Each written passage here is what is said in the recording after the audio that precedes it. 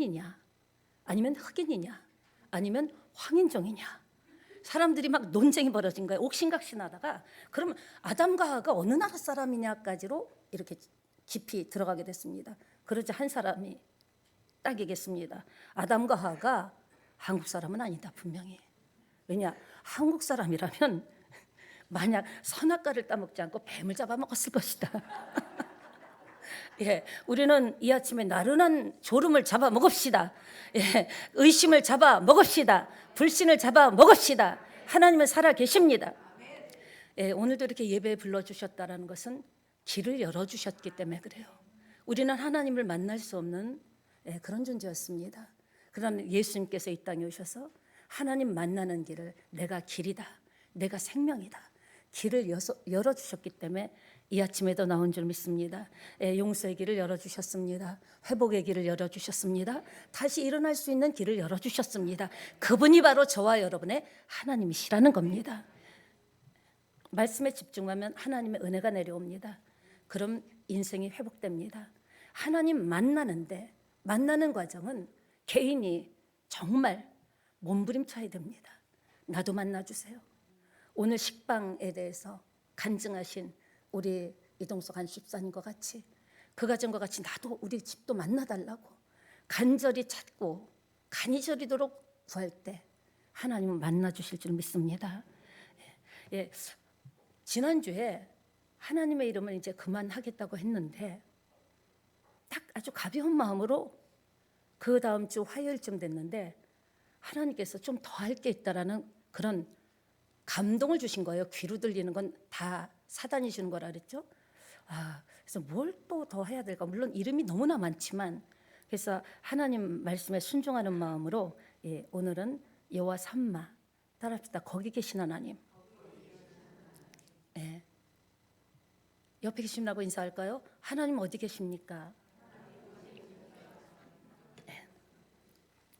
하나님의 이름은 다양한 이름으로 불러집니다. 왜냐하면은 그 이유는 한 가지 이름으로 하나님의 속성에 대해서 다 말할 수가 없는 거예요. 너무나 많은 하나님의 성품과 속성이 있기 때문에. 그래서 다양한 방법을 통해서 더 정확하고 풍성하게 알려주시기 위한 배려가 여러 가지 하나님의 이름에 대한 속성에 대한 이렇게 메시지를 주신 겁니다. 여러분, 하나님이 어디 계십니까? 예? 어디 계신다고요? 오늘 여호와 삼마 따라합시다. 여호와 삼마는 거기 계신 하나님이시다. 이거를 딱 줄긋기를 하셔야 돼요. 여호와 삼마가 뭐지? 거기 계신 하나님. 거기가 어딜까요? 에덴 동산? 천국? 어딜까요? 바로 우리가 사는 삶의 자리입니다. 내가 생활하는 일상생활하는 삶의 자리에 거기 계신 여호와 삼마 하나님이십니다. 본문은 에스겔서의 마지막 절이면서도 가장 핵심되는 메시지입니다. 에스겔서는 포로 중에 하나님의 부름을 받아서 그 나라에 이 참혹한 형편이, 이런 상황이 어떻게 해서 왔는지 에스겔을 통해서 깨닫게 해주신 거죠. 깨닫는 게 은혜입니다. 말씀을 들으면서 나에게 깨달음이 없다면 하나님 깨달음을 주세요. 내 삶에 적용될 수 있는 메시지가 귀에 박히게 해주세요. 이런 사모하는 간절한 마음으로 말씀을 받을 때 똑같은 메시지를 전해도 각자에게 부딪히는 말씀이 다르죠. 그게 바로 나에게 주시는 메시지라는 겁니다. 그러나 참혹한 형편 가운데서도 긍휼을 베푸셨다라는 거죠. 지금 이 시대에 정말 삶의 외형적으로는 이전보다 사는 게 나아졌다고 하지만 정말 어려운 시대입니다. 복잡한 시대입니다. 이 사람의 자기 힘으로는 이렇게 헤쳐나가기가 쉽지 않은 시대죠. 참혹한 형편 가운데서도 하나님은 긍휼을 베풀어 주십니다. 여러분 지금 사는 게 만만치 않죠. 그래도 하나님은 그 만만치 않은, 어떻게 보면 참혹하고 어떻게 내일을 약속할 수 없는 상황 속에서도 하나님은 함께 계시고 바로 내 삶의 자리에 계신 거예요. 바로 나에게 계신 거예요. 우리 가정에 계신 겁니다. 멀리 계신 것이 아니라 나와 함께 계신 하나님. 그러니까 회복시켜 주실 것을 이 에스겔 선지자를 통해서 하나님께서 약속하셨습니다. 그 하나님은 지금도 살아 계십니다. 여러분이 고통받고 고민하고 미래에 대해서 두려워하고 겁먹고 하는 그곳에도 하나님이 계시고, 그리고 내 삶의 현장, 가슴이 답답하고 도대체 언제까지 이렇게 살아야 되나 하는 그곳에도 하나님은 바로 거기 계시는 여호와 삼마 하나님이시라는 것을 믿게 되시기 바랍니다. 성전의 핵심은 첫째, 하나님의 임재입니다. 사랑하는 여러분, 예배당은 그냥 예배드리는 장소예요. 예배당 자체가 신령한 건 아닙니다. 여러분, 아무리 멋진, 아무리 많은 성도가 있고 아무리 세계적인 교회라도 그곳에 하나님의 임재가 있나? 성전은 우리가 볼 때 어떻게 생각해요? 우리 새찬양교회 하나님의 임재가 있나 없나, 이게 중요한 거죠. 사람의 수나 또는 교회의 사이즈하고는 상관이 없다라는 거예요. 아무리 크고 화려해도 하나님의 임재가 없다면 무슨 소용이 있겠습니까? 시골 교회라도 사람이 몇 명 모이지 않아도 그곳에 하나님의 임재가 있다면 거룩한 성전인 줄 믿습니다. 그러니까 우리 자체도 교회를 평가할 때 그런 눈으로 보면 안 돼요. 하나님의 마음으로 봐야죠. 그러니까 에덴 동산, 아담과 하와가 거니는 에덴 동산, 하나님의 발자국 소리를 들은 것은 다름이 아니라 에덴 동산이었죠. 여러분의 삶이 바로 에덴 동산입니다. 주님의 영에 거닐던 에덴 동산이죠. 아담과 하와가 사는 곳, 오늘 본문 에스겔서는 크게 두 부분으로 나눌 수 있습니다. 1장부터 32장까지는 전체를 볼 때 여호와는 거기 계시지 않다. 와, 33장 이후에는 여호와는 거기 계시다. 무슨 말일까요? 아이러니하게도 32장까지는 예루살렘 성전이 아직 건재할 때입니다. 성전이 버젓이 있고 건재할 때 환상을 통해서 하나님 거기 계시지 않다고 했습니다. 충격이죠. 왜냐? 성전의 핵심은 하나님의 임재, 예배의 핵심도 하나님의 임재라는 거예요. 우리가 아무리 열광적으로 예배를 드리고 찬양을 드려도 하나님의 임재가 계신 곳이 하나님의 거룩한 성전인 줄 믿습니다. 하나님이 거기 계시지 않는다라면 우리가 드리는 예배가 무슨 소용이 있겠습니까? 우리는 열정적으로 드린다고 하나 하나님이 받으시는 예배가 될 때 하나님께서 놀라운 은혜를 주실 줄 믿습니다. 그리고 33장 이유는요, 성전이 완전 파괴된 그때예요. 근데 이상하죠.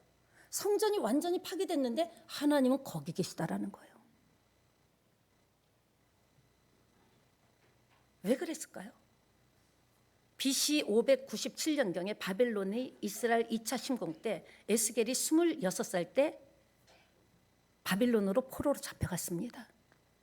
그리고 5년째 되는 해 30세 때 하나님의 말씀이 에스겔에게 임한 거예요. 율법의 제사장은 30세 이상이 돼야 됐거든요. 그러니까 그때까지 쭉 지켜보시다가 딱 때가 되니까 하나님의 영이 강력하게 임했죠. 그때 예루살렘은 에레미야가 바벨론에서 에스겔이 받은 하나님의 말씀을 전했습니다. 1장부터 32장까지는 하나님은 계시지 않는다. 여러분 안에 하나님이 계실까요? 우리 교회에 하나님이 계실까요? 아멘 했지만 정말 우리가 마음에 깊숙이 새겨야 됩니다. 내가 부르짖는 찬양하고 기도하는 그곳에 하나님이 계신가? 하나님이 계시지 않는다면 부르다가 내가 죽을 이름이죠. 하나님의 임재가 중요하다라는 거예요. 내 삶과 내 계획과 내 미래와 내 현실과 우리 가정과 우리 교회에 하나님의 임재가 계신가, 이게 너무 중요하다라는 거죠. 그러니까 먼저 하나님의 임재를 구해야 됩니다. 하나님이 임재하실 수 있는 그런 그릇, 깨끗한 그릇을 만들어야 되죠.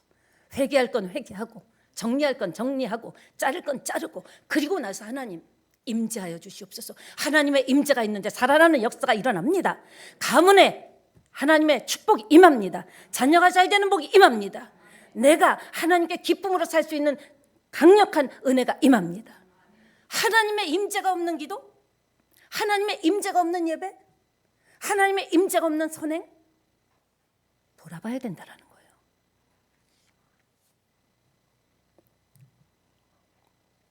성전이 완전히 파괴된 상태에서도 하나님은 거기 계신다고 했습니다. 왜냐? 성전 당시에 멀쩡한 성전이지만 멋있는 예루살렘 성전이지만 그 안에 영적으로 보면은 추악하다라는 겁니다. 사람은 버글버글대고 하나님의 예배와 찬양은 올려지고 멋들어진 사람들, 엄청 자기가 믿음이 좋다는 사람들이 모였지만 8장 9절에서는 성전 안에 하나님 보실 때 추악하고 토해내고 싶은 미식미식거리는 거예요. 저들의 찬양과 예배와 기도가 아주 속이 막 이게 막 안 좋으신 거예요. 그리고 10장 11장에는 하나님의 영광이 떠나가는 모습을 구체적으로 묘사하고 있습니다. 하는 수 없이 떠나갈 수밖에 없는 하나님의 마음은 어땠을까요? 여러분, 하나님이 나와 관계가 중요한 거예요. 우리가 아무리 폼 잡고 있어도 하나님을 보실 때 아니면 하나님은 그 기도를 받으실 수가 없습니다. 그 추악한 마음, 악한 심령을 품고 회개하지 못한 심령을 품고 욕심이 목에까지 차가지고 원망하고 비난하는 마음을 가지고 드리는 예배, 과연 받으실까요? 우리가 어렸을 때 보면 신년회 되면요, 꼭 애들을 끌고 목욕을 갑니다. 진짜 애도 많이 났어요. 그러면 한 번씩 중간에 아줌마가 들어와서요, 잠자리 뜰 채로 위에 때가 둥둥둥둥 뜨거든요. 진짜 그때를 아십니까? 때를 잠자리 뜰 채로 퍼내던 것을 저는 기억합니다. 우리의 예배도 마찬가지라는 거예요. 우리의 기도도 먼저 회개가 중요하다라는 거예요. 내가 변화되고 몸부림치고 내 마음과 믿음이 하나님 보시기에 기쁠 때 응답이 온다라는 겁니다. 오늘 그 말씀만 하는 거예요. 성전에 계시고 싶은데 떠나실 수밖에 없는, 그래도 선뜻 떠나지 못합니다. 왜요? 사랑하니까. 하나님을 찾고 예배했던 사람들의 진실한 회개, 진짜 회개, 가슴을 치는, 가슴을 찢어내는 그런 회개, 엉엉 울면서 잘못했다고 매달리는 그 모습. 지금은 우리가 예수님의 십자가의 보혈을 믿고 성령 받은 우리에게는 성령이 떠나가지 않고 버리지 않겠다고 약속하셨습니다. 그러나 회개치도 않고 여전히 불순종하고 여전히 변화되지 않고 여전히 불경건과 부도덕 그리고 불신으로 뭉개고 있는 그 사람 안에 성령님은 계시죠. 그러나 예수님이 십자가상에서 피를 흘리며 살을 찢으며 고통을 당하셨던 것 같은, 너무나 고통받고 괴로워하시지 않겠냐라는 거예요. 떠나시지 않겠다고 계시는데. 두 번째, 우리가 신앙생활하면서 중요하게 여겨야 될 것은 하나님은 나와 함께 계시는가, 이게 중요한 거예요. 네. 하나님은 여전히 나와 함께 계시는가. 하나님이 백성들에게 받은 모욕은요, 하나님 모르는 자들로부터 받은 모욕이 아닙니다. 하나님을 예배하고 하나님을 찬송하고 하나님께 기도하고 또 그렇게 매달렸던 그들에게 받은 모욕이라는 거죠. 여러분, 그 생각 해보셨어요? 옛날에 십자가의 로마 병정들, 그들이 던졌던 모욕이 아니라 지금도 우리가 하나님 앞에 온전치 않으면 하나님 그건 모욕을 주는 거죠. 이 안에 계시잖아요. 어디나 계시기 때문에 어디나 계셔요. 결코 떠나지도 버리지도 않는데요. 내가 하는 모든 것들을 언행심사를 다 보신다는 거죠. 완벽할 수는 없지만 조금이라도 고쳐가고 부정적인 생각을 긍정적으로, 그래 하나님이 함께 하시면 할 수 있어. 근데 내가 예수 믿고 뭐 여태까지 왔지만 뭐 하나 뭐 변했는데, 그렇게 하니까 변화가 되지 않는 거예요. 그럴수록 나를 낮추고, 하나님 제가 뭐가 부족한 게 있어요? 제가 뭔가 바꿔야 되고 고쳐야 될 게 있어요. 차분하게 다는 못 바꿔도 하나 딱 잡고 하나하나 고쳐나갈 때 하나님 기뻐하신다라는 거예요. 하나님이 임재한다고 기뻐할 것만 아니라는 거예요. 내 안에 함께 계신다고 모든 것을 보고 겪고 들으시는 거예요. 너무 고통스럽지 않으실까요? 너무 아파하지 않으실까요? 떠나지도 버리지도 않겠다고 약속하셨으니 떠나지도 버리지도 않지만, 그러니까 예수님께서 마치 십자가 지시기 전에 마음과 심령의 고통을 당하신 것 같이 너무나도 나 때문에 고통을 당하고 있지 않냐라는 겁니다.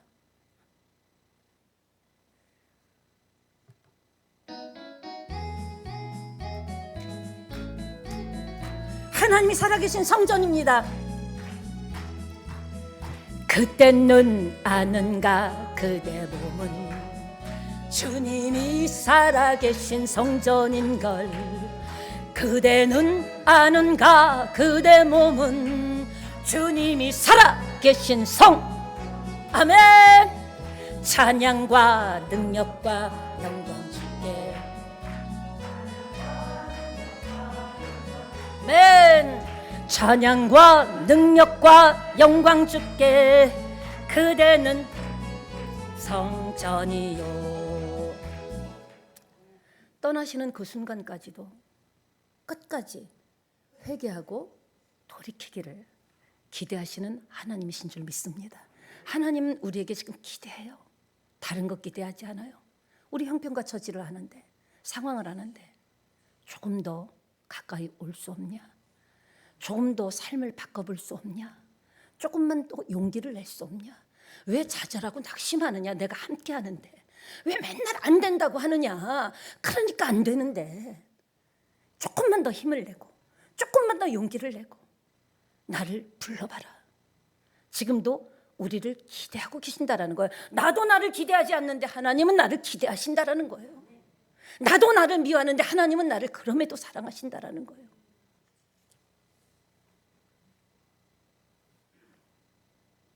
혹시 여러분 중에 내 삶이 왜 이럴까? 혹 내가 하나님의 징계 가운데 있는 건 아닐까? 왜 그러지? 느끼시는 분이 있습니까? 왜 이렇게 됐을까? 왜 내 형제가 삶이 이럴까?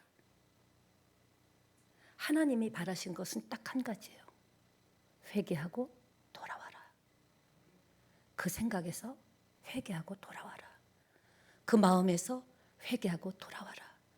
그 믿음에서 회개하고 돌아와라. 돌아오시면 거기 계시는 하나님, 돌아오기만 하면 안아주고 품어주시는 하나님, 돌아오시면 잘했다고 등 뜯어주시는 하나님. 죄송할수록 돌아와야 되는 거예요. 하나님께 미안할수록 돌아와야 되는 거예요. 그래야 사니까. 하나님 어디 계십니까? 바로 거기 계셔요. 내 삶에 계셔요. 내 안에 계셔요. 내 문제 속에 계셔요. 내 자녀에게 함께 계셔요. 내 인생에 함께 계셔요. 내 미래에 함께 계셔요. 내가 누굴 만날지 모르지만 내 미래 만남에 함께 계셔요. 내가 어떤 상황이라도 나는 너를 떠나지도 버리지도 않겠다. 내 삶의 현장에 바로 거기 계신 하나님, 우리 집에 계신 거예요. 그런데도 하나님은 때로는 택하신 백성을 징계하실 때가 있습니다. 그것은 사랑이며 공의의 하나님이기 때문에. 그냥 자기 자식 다 이쁘잖아요. 근데 공의의 하나님이기 때문에 공의를 세우시기 위해서 때로는 채찍을 또는 징계를 하실 때도 있다라는 겁니다. 그게 하나님의 방법인 줄 믿게 되시기 바랍니다. 그리고 다시 찾아오면 안아주시고 품어주십니다. 여호와 삼마의 절정은 뭡니까? 하나님 거기 계시다. 독생자 예수 그리스도를 이 땅에 보내주심으로 바로 우리와 함께 거하게 하신 것이 하나님이 거기 계시다라는 하나님의 은혜인 줄 믿습니다. 하나님은 멀리 있는 분이 아니에요. 바로 나와 함께 계셔요. 바로 이곳에, 지금 이곳에 계십니다. 부르다 내가 죽을 이름이 아닙니다. 부르다가 시험 들 이름이 아닙니다. 나를 돌아봐야 되는 거예요. 하나님이 과연 하나님 보실 때, 내가 나를 볼 때 하나님 보실 때 나를 복을 줄만 한가? 나의 병을 고쳐줄만 한가? 나의 인생을 책임져 줄만 한가? 나의 사업을 열어줄만 한가? 우리 가정을 지켜줄만 한가? 나를 보고 돌아오기만 하면 힘을 주신대요. 회개하고 돌이키기만 하면, 돌이키는 건 입술로만 회개하는 게 아닙니다. 삶을 바꿔내는 거예요. 언행 심사를 바꾸는 겁니다. 부정적인 말을 떠나서 긍정적인 말을 하는 거예요. 안 된다, 안 된다, 팔자소환이다 하는 말에서 하나님이 하시면 된다로 바꾸는 게 진짜 회개입니다. 입술로 회개는 누가 못해요. 쫄랄랄라 얼마든지 하지. 1시간도 하지. 삶까지 내 삶이 회개하는 거, 삶이 변화되는 게 진짜 회개입니다. 회개하면 세계를 열어주십니다. 얼마나 오랫동안 기다리고 계십니까? 저와 여러분을. 우리는 여호와 삼마라는 거기 계신 하나님이라는 하나님을 이름을 통해서 하나님을 만날 수 있습니다. 공의의 하나님을 직면하게 됩니다. 하나님 자기 백성에게 받은 모욕은 하나님 모르는 자들로부터 받은 모욕이 아니라 그랬죠. 우리는요, 아유 하나님 예수 믿고 막 하나님 믿지 않는 사람들이 하나님 욕하고 막 그러는데 아니라는 거예요. 예수 믿는 우리에게 받은 모욕이 더 심하다라는 거예요. 하나님을 경외하지도 않고 하나님께 진심으로 대하지도 않고 그냥 혹시나 해서 예배당에 앉아 있다면 하나님이 얼마나 괴로우시겠습니까? 더 이상 하나님께서는 그 거창하고 멋들어지고 삐까뻔쩍한 예루살렘 성전에 계실 수가 없었던 겁니다. 겉은 멋지고 겉은 많은 사람들이 모여도 여러분 가운데 내가 하나님의 징계 속에 있는 건 아닐까? 하나님이 이 사건을 통해서 나에게 하고 싶은 말씀이 뭐지? 이런 생각을 하시는 건 있다면 딱 한 가지예요. 회개하고 돌이키라. 자기도 알잖아요. 다 몰라도 자기는 알아. 아는데 지치지 말고 돌아오라는 거예요. 돌이키고 돌아오면 그게 살 길이라는 거죠. 하나님이 지금 미워하는 그 일을 끊어내라는 거예요. 그거 끊어내지 않는 한은 5,000년을 기도하고 예배하고 찬양하고 예물 드려도 안 된다라는 거예요. 하나님이 뭐가 아쉽습니까? 하나님 지금 나에게 원하는 거 그거 잘라내고 끊어내지 않으면 하나님 어쩔 수 없이. 그러나 내가 하나님이 원하고 끊어내길 원하는 것, 잘라내길 원하는 것을 끊어내고 잘라내면요, 나도 살고 내 인생도 살고 우리 가족도 살고요, 살 길이 열립니다. 하나씩 끊어내는 거예요. 너무 욕심내지 마시고요. 제일 먼저 끊어낼 게 뭔가, 내가 준비되면 하나님은 부어주십니다. 준비가 안 된 상태에서 달라달라 그러니 얼마나 가슴 아프시겠어요. 하나님은 성전에 차려놓은 우상들을 갖다 버려야 하듯이 우리 마음속에 가득 차 있는, 꽉 차 있는 하나님이 미워하시는 것들 다 갖다 버리라는 거예요. 그래야 거기 계실 수 있잖아요. 거기 완전히 기쁜 마음으로 계실 때 모든 게 풀리잖아요. 모든 게 열리잖아요. 모든 길이 뚫리잖아요. 근데 하나님이 계시는데 이 세상에 우상 여러 가지 막 갖다가 잔뜩 집어넣는, 하나님 얼마나 괴롭겠어요. 하나님 얼마나 힘드시겠어요. 이게 진짜 회개인 줄 믿습니다. 말로는 뭘 못하겠어요. 삶이 변해야죠. 말이 변해야죠. 생각이 변해야죠. 우리도 인생 살다 보면 갑자기 눈물이 뚝 떨어질 때가 있습니다. 뭐지? 힘들고 지치고 서럽고 언제까지나 이러고 살아야 되냐? 그럴 때 자기도 모르게 하나님 어디 계세요? 하나님 도대체 살아 계십니까? 하나님 어디 계세요? 찾을 때가 있습니다. 잊지 마세요. 하나님은 예수 믿는 순간부터 지금까지 변함없이 저와 여러분과 함께 계셨습니다. 지금 계십니다. 한 번도 떠난 적이 없다니까요. 믿습니까? 그랬는데 에스겔서 33장부터 48장까지 보면 하나님이 거기 계시대요. 이제 성전도 무너졌는데 에스겔이 잡혀온 지 12년 되는 해 10월 5일에 예루살렘이 함락이 됩니다. 33장부터 39장까지는 이스라엘의 회복을 예언합니다. 우리에게도 회복이 옵니다. 하나님께서 이 말씀을 통해서 회복의 예언을 주신 줄 믿습니다. 그러니까 성전을 떠났던 사람들이 43장은 감격이 회복, 신앙이 회복돼서 감격으로 성전에 들어오는 모습. 그리고 47장은 성전 문짝에서 쭉 흘러나온 물이 큰 강을 이루고 죽어버린 온 땅을 살리는 그런 그림입니다. 그 축복이 임할지어다. 예, 우리 삶의 현장에, 여러분의 삶의 현장에 하나님이 임재하시면 살아나는 역사가 일어납니다. 생수가 터집니다. 샘물이 차고 넘칩니다. 그때 인생이 맑은 물로 깨끗하게 되고, 정말 한 번 이 땅에 육신으로 왔지만 주님 모시고 뭔가 하나는 딱 남기고 가야 될 것 아닙니까? 옆에 계십니다고 인사합시다. 남기고 갑시다. 바로 여호와 삼마 따라합니다. 여호와 삼마. 하나님 거기 계신다. 거기가 어디죠? 에덴 동산? 거기가 어디죠? 이스라엘? 내 삶에 내 직장에, 내 사업장에, 우리 가정에, 우리 가족에게 바로 거기 계신 하나님. 부르다 내가 죽을 이름 아닙니다. 바로 거기 계신 하나님. 이것이 장차 이제 예수 그리스도께서 성령으로 세우시는 교회와 더 멀리는 새 하늘과 새 땅이 있는 새 예루살렘 성전을 말합니다. 마지막으로 세 번째, 제가 왜 마지막이라고 하냐면 여러분 좀 힘을 내라고. 따라합시다. 거기 계신 하나님을 경험해야 한다. 여호와 삼마. 거기 계신 하나님. 거기 계시는데 내가 맛보아 알지어다 그랬잖아요. 무슨 맛을 봤나, 경험을 했나, 체험을 했나. 남들 체험하는 거, 남들 간증하는 거 보고 그럴 게 아니라 여호와 삼마는 임마누엘과 똑같은 뜻입니다. 우리와 함께 계신다. 여호와 삼마의 약속은 임마누엘, 예수 그리스도 성육신을 통해서 이루어진 줄 믿습니다. 우리와 함께 하시려고 육신을 입고 이 땅에 오셨잖아요. 그리고 부활승천하시면서 성령을 보내주셨잖아요. 내가 떠나는 것이 너희 유익이다. 지금도 우리와 함께 계시는 줄 믿습니다. 멀리 계신 분이 아닙니다. 이 안에 계신다. 아멘이십니까? 네. 예수님이 12살 때 성전에 들어가셨죠. 요한복음 1장 14절에도 있는데 여호와 삼마라는 말씀을 그때는 깨닫지를 못했어요. 근데 여호와 삼마이신 예수님이 친히 생수의 강이 되셔서 그를 믿는 모든 사람의 삶 속에 흘러들어갔다는 거죠. 오늘 여러분이 제가 예수 믿는 것도 알게 모르게 습자지에 스며들듯 예수님이 우리 삶에 스며들어 오신 겁니다. 나는 뭐 믿음이 없다 생각하지만 아니죠. 삶의 구석구석에 주님이 지금 함께 계시는 거예요. 그러면서 계속적으로 목마른 인생에 살 수 있는 생수를 부어주시는 줄 믿습니다.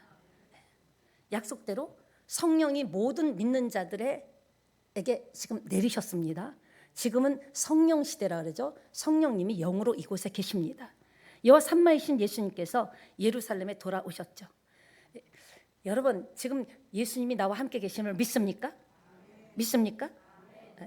공동체를 통해서 또 여호와 삼마 하나님이 함께 계심을 보여주고 계십니다. 하나님은 늘 우리와 함께 계십니다. 함께 계셨습니다. 함께 계실 겁니다. 하지만 우리는 늘 하나님을 잊고 살아가죠. 저도 목사지만 24시간 생각하지는 않습니다. 근데 그게 약간 이 메시지를 전하면서 그렇구나. 우리가 하나님 나와 함께 계시는데 너무나 의식 못하니까 그런 말을 하는 거죠. 그런 표정을 짓고 그런 짓을 하는 거죠. 하나님은 나와 함께 계시다는 의식이 굉장히 중요한 거예요. 성령으로 지금 나와 함께 계시잖아요. 지금 이 교급에 계시고 여러분과 저에게 계시잖아요. 내가 어디를 가서 누구를 만나고 무엇을 하든지 다 함께 하시는 거예요. 아멘 할 일만은 아닙니다. 그러니까 평안할 때는 사람들은 하나님을 찾지 않아요. 일이 잘 나갈 때는 때때로 하나님을 잊고 살아갑니다. 또 일이 잘 풀릴 때는 자기가 그래도 내가 참 괜찮다. 열심히 했네. 여기까지 왔네. 물론 그렇죠. 딱 한참 지나보다면 그래 내가 열심히 했으니까 내가 진짜 치열하게 살았으니까 여기까지 왔지. 내가 그렇게 아부학작같이 살았잖아. 그런 생각을 할 수도 있죠. 평상시에는 그렇게 생각하죠. 그리고 힘들고 지치고 고달플 때는 뭐라 그래요? 하나님은 도대체 어디 계시냐고. 잘 나갈 때는 항상 하나님이 함께 계시는 것을 느껴요. 그런데 똑같은 하나님인데도 힘들고 지치고 일이 묶이고 앞길이 캄캄할 때는 하나님 도대체 살아 계시냐고. 하나님은 어디 계시냐고. 여러분 주례사에 나오잖아요. 아플 때나 건강할 때나 힘들 때나 즐거울 때나 머리가 검을 때나 힐 때나 두 분은 함께 계셔야 됩니다. 그건 아멘하면 안 됩니다. 그런데 하나님은 함께 계신다라는 거예요. 내가 처절하게 외롭고 피눈물 날 때도 계셨고요. 그리고 신나고 잘 나갈 때도 계시고. 그러니까 여러분 여호와 삼마 거기에 계신 하나님을 생각하면 우리가 언행심사를 막 할 수 없다라는 거예요. 가장 충격받는 게 하나님일 것 같아요. 떠나지도 못하잖아. 그걸 다 봐야 되잖아. 그걸 다 들어야 되잖아. 그곳에 같이 가셔야 되잖아. 하는데 같이 가야 되잖아. 막 싸우는데 10원짜리 20원짜리 50원짜리 하는데 같이 계시잖아. 우리가 의식하면요, 지금보다는 나아지지 않을까요?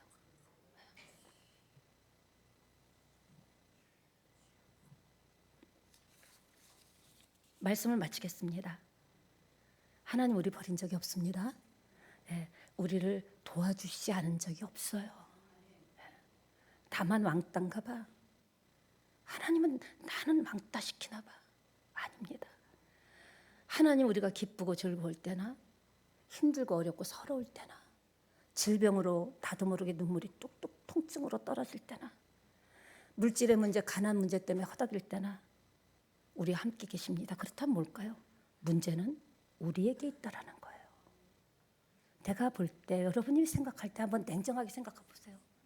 하나님이 복 주실 수 있는 그런 그릇이 됐습니까? 많이 참아주시고 많이 기대하시고 그럼에도 잘할 것으로 믿어주셔서 오늘도 뻐져하게 예배드리죠. 내가 봐도 내가 만약에 하나님이라면 나를 고쳐주고 나를 치료해주고 내 인생을 열어주고 풀어주고 사업이 잘 되고 그렇게 해주실 수 있겠냐라는 거죠.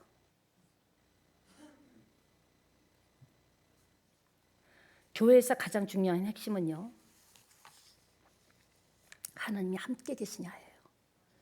여러분 사업이 인생이 잘 풀리고 안 풀리고 그게 중요한 게 아니에요. 그래봤자 70년 80년이에요. 영원한 세계가 기다리고 있습니다. 영원한 세계에서 이 땅에서 최선을 다해서 정직하게 열심히 살았는데도 힘들 수도 있죠. 예수 믿고 다 물건 받습니까? 예수 믿는다고 다 병 고치면요, 의사가 무슨 필요 없고 병원이 무슨 필요 있고, 그래요 안 그래요? 근데 우리가 환상 속에 있다니까요. 이 땅에 사는 70년 80년 어떤 인생은 빨리 갈 수도 있어요. 어떤 인생은 오래 살 수도 있어요. 어떤 인생은 건강하게 살 수도 있어요. 어떤 인생은 그냥 질병을 안고 살 수도 있어요. 어떤 인생은 진짜 꺼주고 풀어주며 살 수 있지만 어떤 인생은 단돈 10,000원이 귀한 인생도 있어요. 그러나 이 땅에서 승부 보려고 하면 안 됩니다. 예수 믿는 것 자체가 병 고치려고 예수 믿으면 안 되는 거예요. 처음에는 좀 가난을 벗어버리려고 저도 병 고치려고 예수 믿었거든요. 너무나 힘들어서. 근데 예수 믿고 말씀이 딱 들어오니까 어느 날부터 병이 고쳐지고, 지금도 뭐 의학적으로는 굉장히 많이 아픈 곳이 있죠. 그런데 하나님의 일을 하면 힘이 나오고, 우리가 생각을 잘못 가진 거예요. 영원한 나라를 위해서 심는 겁니다. 아플 수도 있어요. 가난할 수도 있어요. 예수 믿고 내가 부자 되려고 예수 믿을 수 있어요. 그건 초신자 때. 병 고치려고, 문제 해결 받으려고, 인생의 물꼬를 틀려고. 그러나 예수 믿고 나서 중요한 것은요, 영원한 천국인 줄 믿습니다. 이 땅에서 내가 핏물 흘리면서 하나님 뜻대로 살면 자손대대로, 내 대는 서럽고 힘들고 아팠지만 자식에게는 이것을 끊을 수 있는 그런 우리가 부모가 돼야 되지 않겠습니까? 내 대에서 죄와 저주를 끊어내고 내 자손들은 정말 하나님의 은혜로 살 수 있도록, 그게 우리 부모의 할 일이 아닙니까? 유산 물려준다고요? 한 방에 날아갈 수 있습니다. 믿음을 물려줘야 되는 거예요. 기도를 할 수 있는 것을 보여줘야 되는 거예요. 죄를 있는 가난을 끊어낼 수 있는 길은 예수 그리스도밖에 없습니다. 그분을 인정하고 순종할 때 그럼 언제 하나님이 나타나는가? 여호와 삼마 거기 계신, 우리가 그분을 인정하고 순종할 때 여호와 삼마 하나님, 거기 계신 하나님이 역사하실 줄 믿습니다. 그럼 두 번째, 영적 전쟁이 있음을 알아야 됩니다. 우리가 좀 믿음으로 살려고 그러면요, 사단이 가만두지 않습니다. 의심을 일으킵니다. 그리고 여러 가지 문제와 사건을 터뜨립니다. 내가 믿음으로 살려면 멀쩡했던데 일이 막 터집니다. 그때 하나님 보시는 거예요. 너 이래도 예수 믿을 거야? 너 이래도 나 믿어? 너 이래도 말씀을 믿어?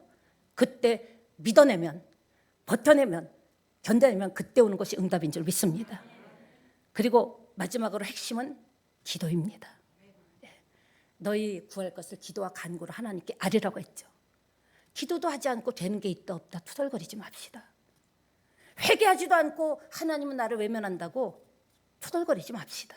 하나님은 공의의 하나님입니다. 목사라고 봐주는 것 없어요. 성도라고 봐주는 것 없어요. 하나님은 말씀대로예요. 말씀대로 자신을 부인하고 자신을 쳐서 복종시키고 자신의 생각과 의지와 고집을 꺾어버리고 말씀에 순종할 때 여호와 삼마 거기 계신 하나님의 임할 줄 믿습니다. 가정에 임하면 가정이 변화됩니다. 자녀에게 하면 자녀의 길이 열립니다. 사업에 임하면 하나님의 형통이 일어납니다. 육신의 질병에 육신에 임하면 병은 고쳐집니다.